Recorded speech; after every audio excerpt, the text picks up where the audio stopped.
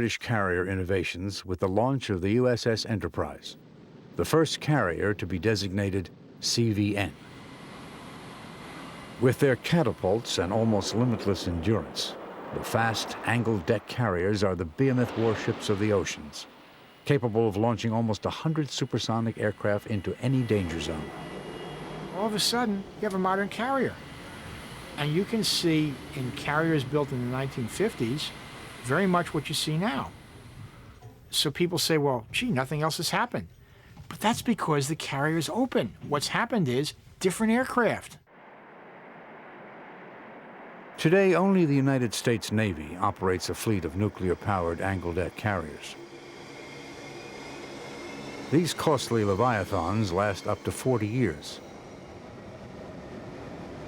and launch a succession of ever more modern aircraft from their decks.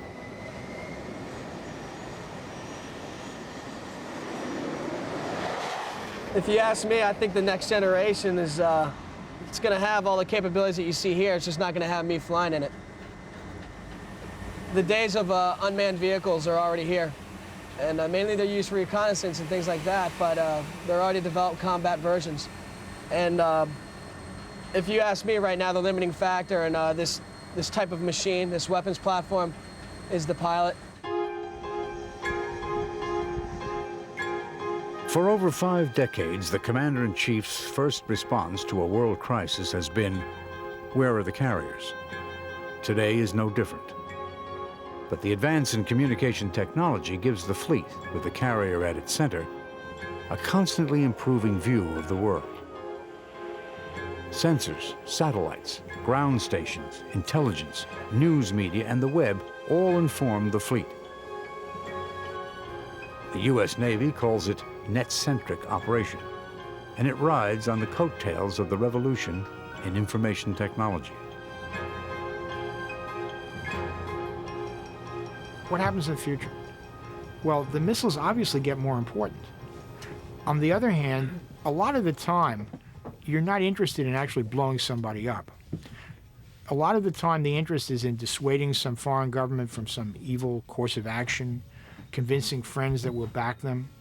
Well, you don't do that by killing people. You do that by showing up so they know you could if you wanted to.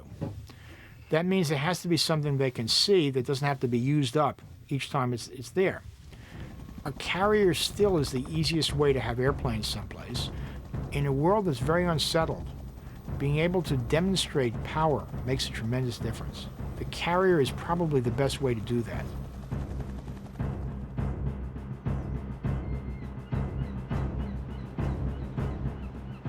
In 1805, when the great British Admiral Horatio Nelson crushed the combined navies of France and Spain at the Battle of Trafalgar, he led a fleet of wooden-walled battleships that in their day were at the forefront of technology. His ships had a cannon fire range of 500 yards. Today's missiles can engage the enemy at a range of 5,000 miles. The story of war at sea is intertwined with the progress of technology.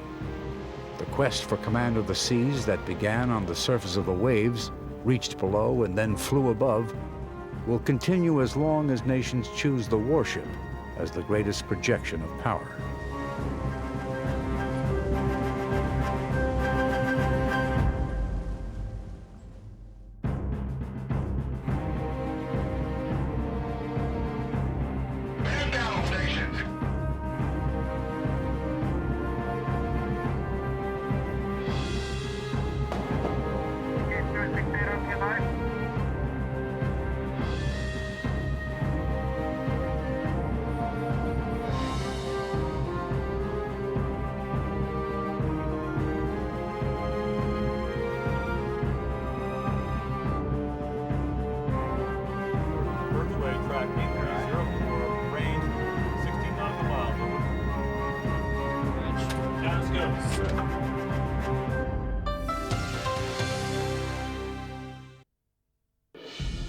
Warship was made possible by the Alfred P. Sloan Foundation to enhance public understanding of the role of technology.